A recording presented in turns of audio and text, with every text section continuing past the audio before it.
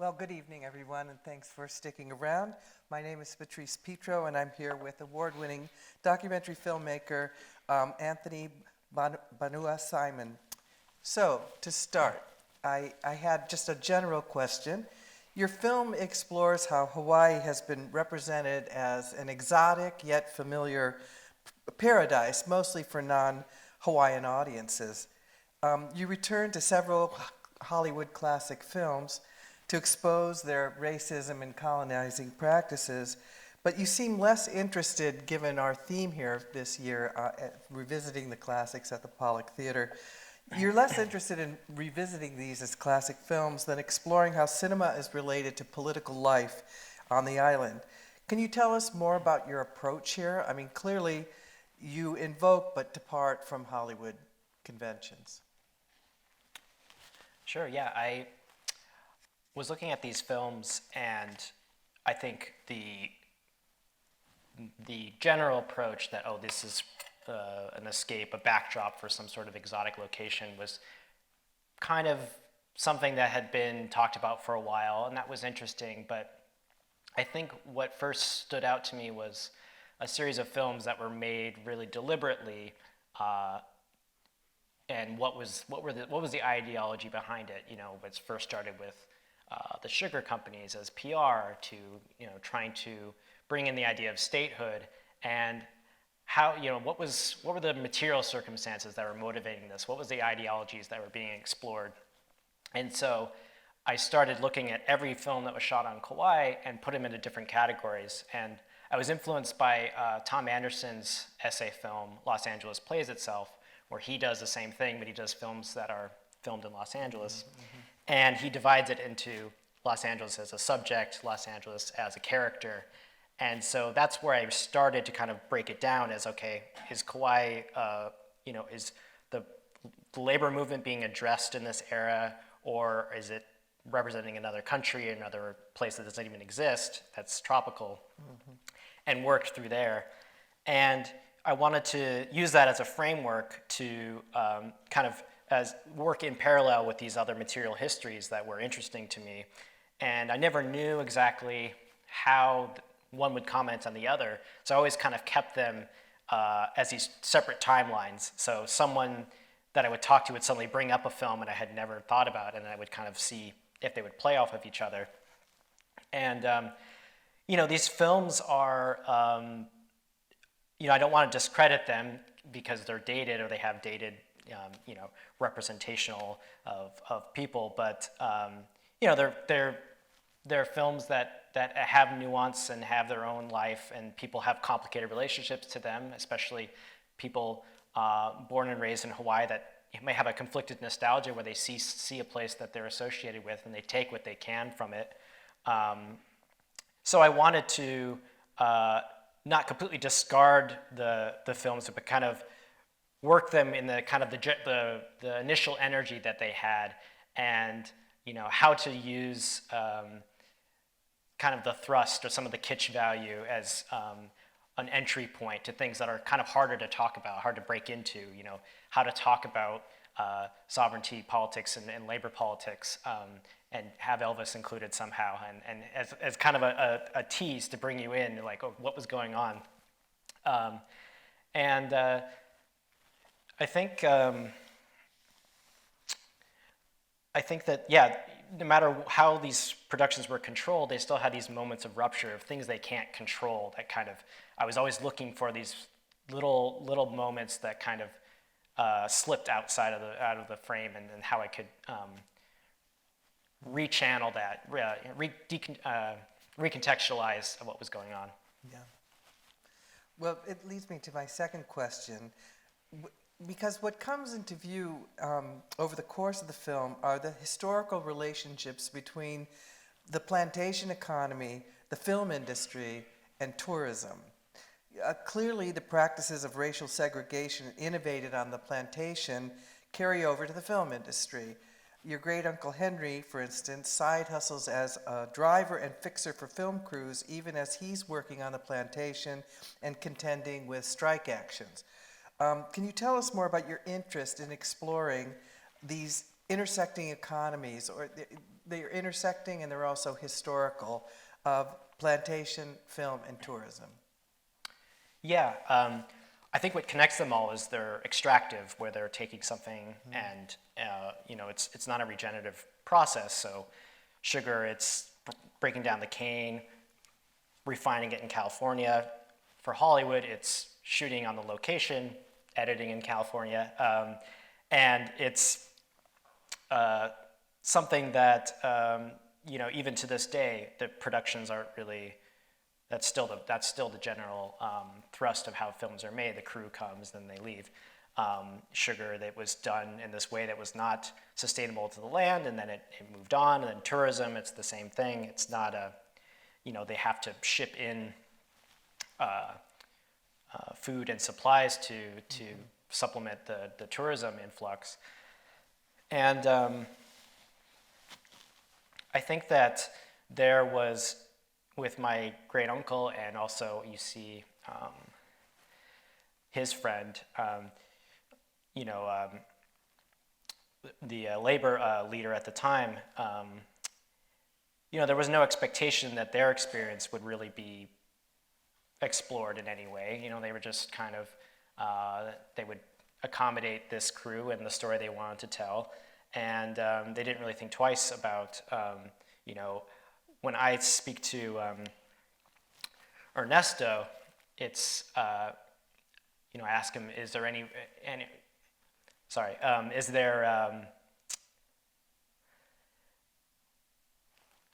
I ask him about the ILWU. It's like, do you seek out films on Hawaii? And he's kind of like, about the ILWU? And he's like, oh no, I was in a film, but he ends up being an extra to this Kevin Costner film. And in reality, the story of organizing in the ILWU would be to make a fantastic film, especially in like the 30s. It'd be a rich story with all these conflicts, but he never thought that would even be something of interest. And meanwhile, we have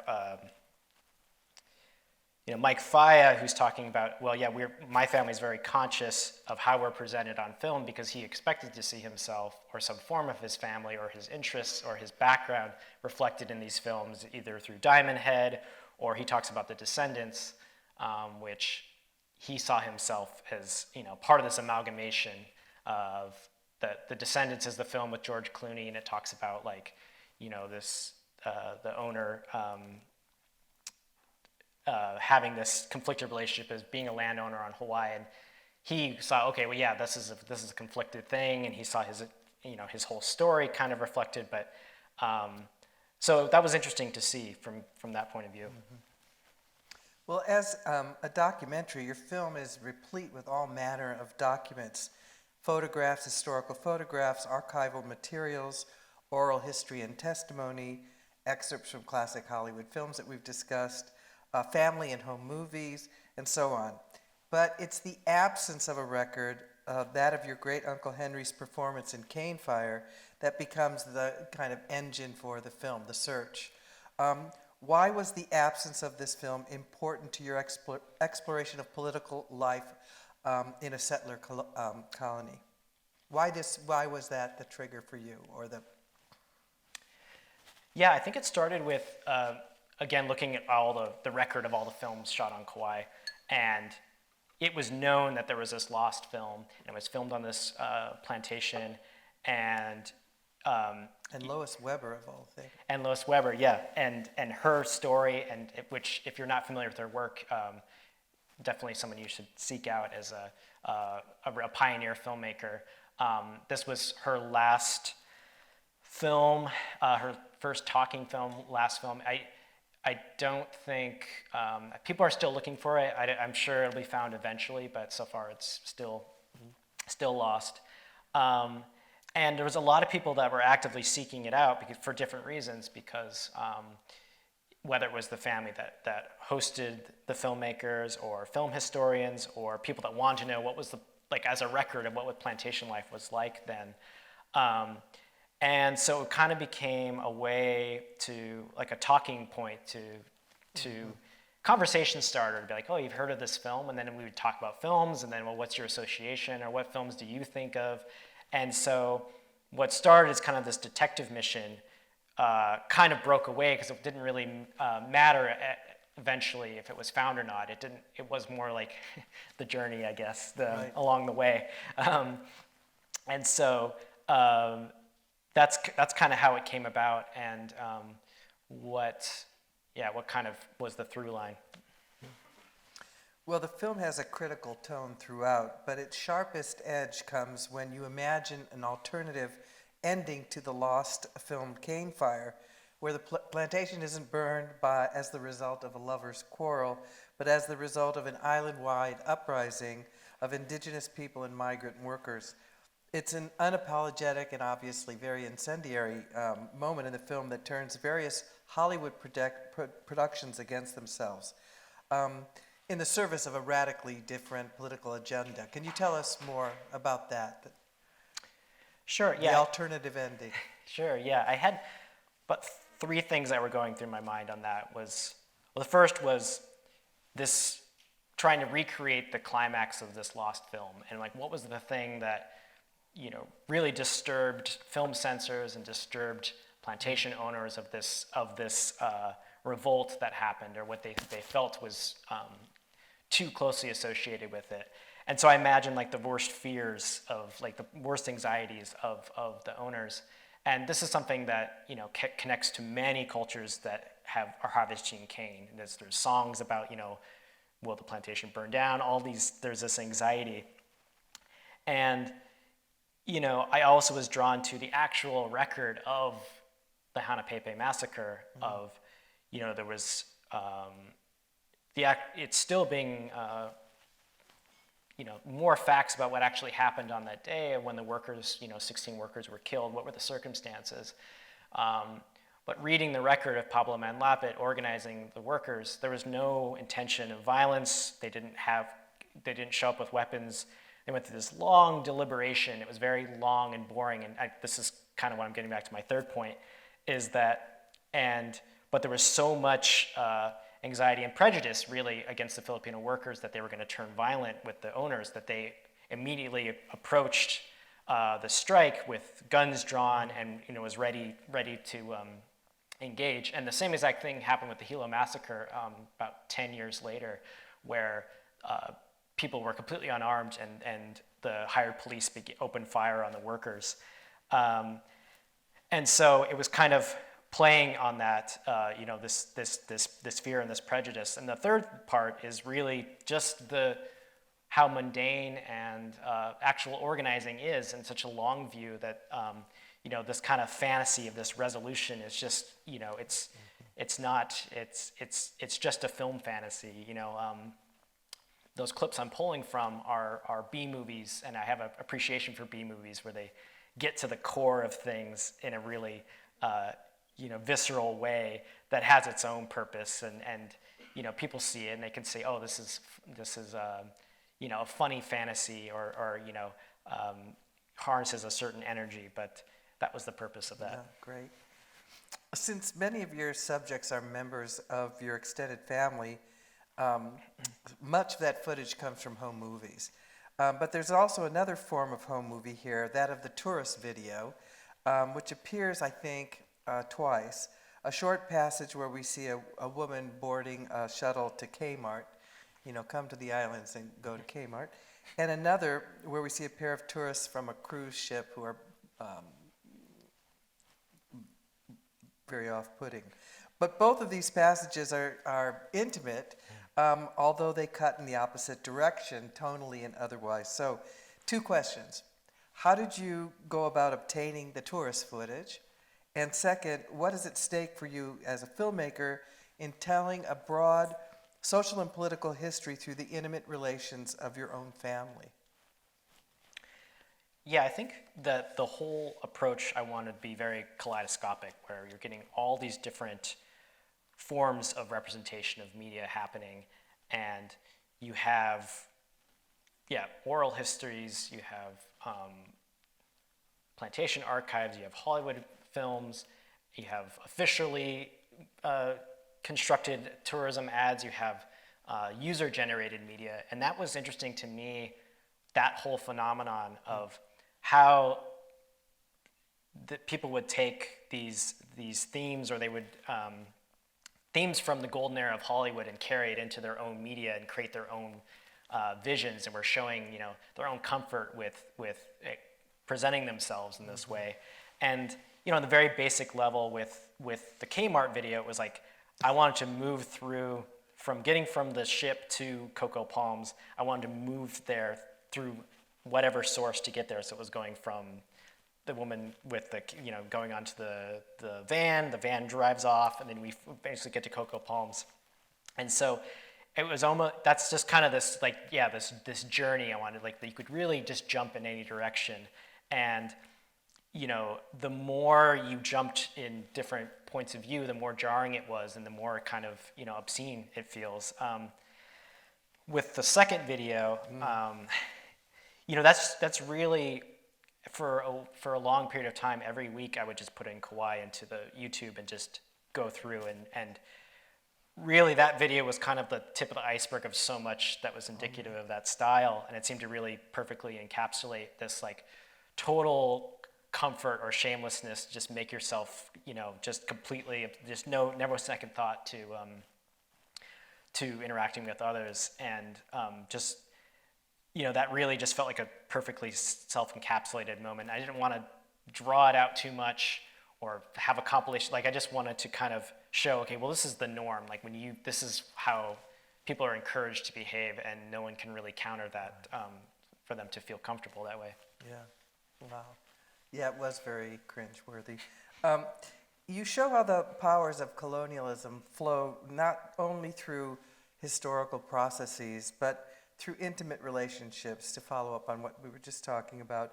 To take one example that stands out for me, it's when you interview the president of the Realtors Board, Chad, what's his name? Anyways, his name is Chad. He gets emotional when speaking about his move to Kauai, telling you that even though he's never been there before, the second he arrives, he knows he's home, which is then amplified by the story he tells about being embraced by a local woman, and this is what actually makes him get emotional. This deep sense of affection and connection, of course, then transforms into a life built around possession. The president of the Realtors Board tells us something like 50% of the housing units on Kauai are either second homes or investment property, and we see a little of that.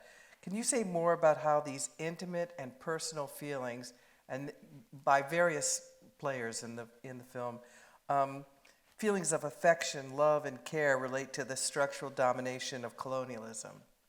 Because he seems much like the tourist that you're talking about in the random video you found on Google with them, you know, him pretending to sing in the language and just being very obtuse. And here you have this guy, that president, he's very emotional. You know, he's not doing it for business or to make a living. This is because he cares. Could you say more? Yeah, so Chad Deal, his name Yeah, is. that's right. I kept thinking Chad Deal. I kept thinking Bad Deal. Yeah. But anyways, so yeah, Chad Deal was at the time the president of the Board of Realtors of Kauai, and you know, I think I wanted to make it important to talk to a wide group of people, and you know, I thought it was fair to challenge him in his position, and wasn't there to, you know, police bad behavior. I just thought that he really hit this certain ideology that was really embraced. It's embraced by the state, and I think there's so much of a theme of people building their own myths of what their connection is to the land. And I think he and other people that are wealthy transplants would look down on the tourist as like, oh, this is obscene and tacky. But we have this like more profound connection to the land, but it's not really reciprocal. It's not, you know, they're not really giving, you know, this aloha spirit that's mentioned twice. You know, it's mentioned by the Cocoa Palms developer, and then it's mentioned again by Chad Deal. It's you know, something that has meaning, but it's been perverted basically by, you know, it's one way. It's not a true reciprocal relationship with the Hawaiian people. It's more kind of building this comfort. Okay, what is my relationship, and you know, what do I tell myself of what my relationship is? And you know, there's people like my own family, as as immigrant settlers, they are totally open to be introspective on this, but this kind of myth that everything is right and good was very interesting to watch, and yeah, I think the emotion part, I don't even know, he sees, he gets emotional because he wants to, there's a sense of belonging, like there is a pathos, like it's not totally ridiculous, but No. you kind of, it's like so much wrapped up, and I think that was an important moment to kind of this conflicted emotion that he was feeling. Yeah, yeah. Since you made the film, Hawaii has experienced a devastating fire event with the catastrophic wildfire that hit Maui and more or less destroyed the town of Lahaina. I wonder if you could help us understand your film in this new context. Is there a difference or a connection between the fire you imagine in your film and the so-called wildfire that so devastated Maui? Yeah, so there was a recent wildfire in Lahaina that over 100 people were killed. It was it's still, people are still displaced. There's thousands of people that are actually living in hotels that lost their homes. I have 2 cousins that lost their homes. Everyone is safe, but yeah, it impacted a lot of people, a lot of Native Hawaiians, a lot of Filipino homeowners, and it's still ongoing, so I don't want to comment on, I didn't spend much time in Maui, so I don't want to speak too much beyond, but to link to, I guess, the film you just saw thematically, that Alexander and Baldwin, one of the big 5 sugar companies that I follow through 4 generations on Kauai, they were the major landowners on Maui that are directly implicated in this fire because once that the sugar company closed down, they just left the fields with this, very flammable grass. Temperatures have gone up because of climate change, and so now there's way more fire risk than there used to be in the previous years. And so it's a mix of that, and also, in the film when I talked about the water being diverted by the plantations, there was another consequence of Maui's total water table is thrown off, and places are much more drier than they used to be and susceptible. And there was a conflict with uses of the water still to this day. It's many of the plantations have just, instead of returning the water to ancestral families, they're actually just diverting it to another extractive economy. Is it a golf course? Is it tourism? Or hotels? And so that was really in a wider scope. I don't want to, it's very fresh, but these are kind of these bigger themes that people are grappling with, and people are more apt to draw these connections, I think. And unfortunately, on top of that, the realty, it's so predatory. When after the initial fire was put out and the properties were still smoldering, they had realtors come in and really try to offer buy people out of their property and take advantage of the situation. Very like in the model, like Naomi Klein, the writer, talks about disaster capitalism, taking advantage of a natural disaster occurs, and then how does someone try to profit from that? So that's something what they're dealing with right now, and it hasn't been resolved yet. And the people that were displaced are still, they froze rent for a while, but it's still being negotiated how they're going to be taken care of. And yeah. Wow. Let's talk a little bit more about the tourism industry, which is now the dominant industry on the islands. For instance, what do we make of Uncle Larry, who was a plantation worker, but who ends up as an entertainer at the Cocoa Palms and even plays music at the announcement of the hotel's redevelopment, which is a little bit troubling, given that the narration accompanies it from the young activist maintaining an occupation at the site. As a documentarian, how did you go about keeping this space of negotiation and complexity open for your subjects, even as you obviously develop your own line of critique? Yeah, Uncle Larry, Larry Rivera, I have a lot of respect for, and he has such an amazing life. What an incredible story, and he's, you know, he unfortunately passed away earlier, but He promises at the beginning, he just keeps getting awards. yeah, and that was, yeah, he's just that humor that he has, and graciousness, and he's just a really loving person. And you know, I think everything he says comes from a place of love and concern for people. He's seeing this suffering and people saying, okay, we need to solve this by jobs. We need jobs for this is the way we're going to solve this issue, because that's how he grew up, and he thought this is the way to the best approach. And you know, it was hard when to make that call when he started speaking publicly about it. And I was thinking, well, he doesn't have to comment on this. You know, he doesn't have to testify on behalf. But he was really pushed by the developers because they were promising him that you know, this would be a good thing for the community. And I can get into more how that kind of backfired or how that didn't play out. But you know, that was something that he believed in, and he meant the best. I think it's funny when I was showing it to local audiences in Kauai when they saw Larry Rivera. They were, you know, like everyone loves Larry. And then I was like, when it came to that part in the courtroom, it wasn't this betrayal or this sudden turn or nasty feeling. It was kind of like an uncle that you loved, you know, says something embarrassing at Thanksgiving, or you know, and they were just like, oh, okay, that's, you know, but yeah, people challenged him on that, and you know, I think that he's still, I think his memory is still, I mean, he's still a beloved figure of Kauai that people remember fondly. Yes. So the cocoa palms is such a rich and important symbol for the film. It's this place where questions of representation and fantasy coincide materially with the realities of land enclosure, indigenous dispossession, racialized labor exploitation, the outsized power of the tourist industry.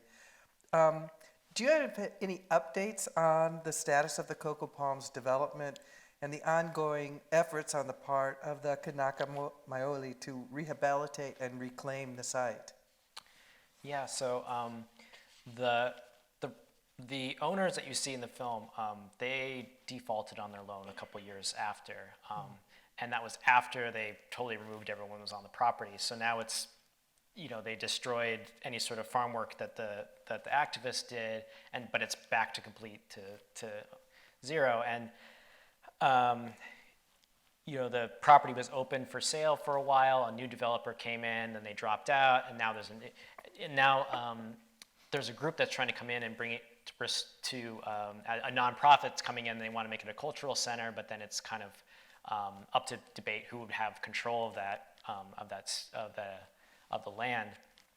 But this recent developer that came out, I guess to mention, connecting it to what I was saying about Larry, was new hotels that are opening are not able to offer employment that meets the standard of living there. I mean, and you know, this was the promise of every time a developer came, they said, okay, this is a job creator, this is a job creator. But this latest developer says, you know, this is a job creator, and then once there was any pushback, they said, well, we'll just bring in people from the outside, like we don't need local people to work here. And that was a big mistake, because that was the one thing that people were holding on to.